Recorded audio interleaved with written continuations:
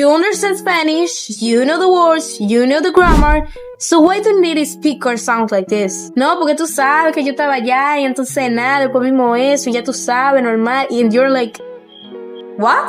Did I miss a chapter?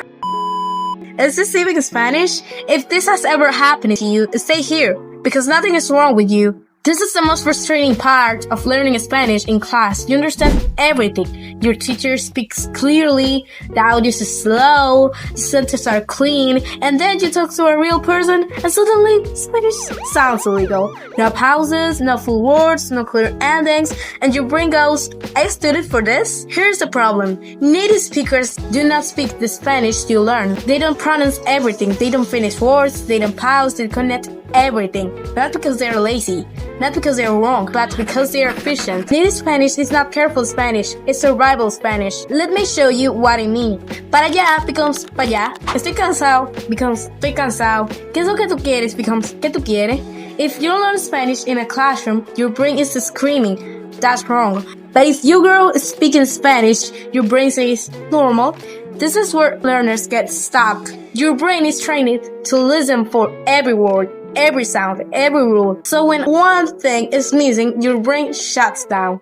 It's like listening to English and hearing wanna go instead of do you want to go? Same language, different system. Your brain isn't stupid, it's just waiting for perfect Spanish. And native Spanish is not perfect. Here's the truth. Native speakers are not speaking fast, they're speaking efficiently. They already know what's coming. They don't need to say everything. They trust context.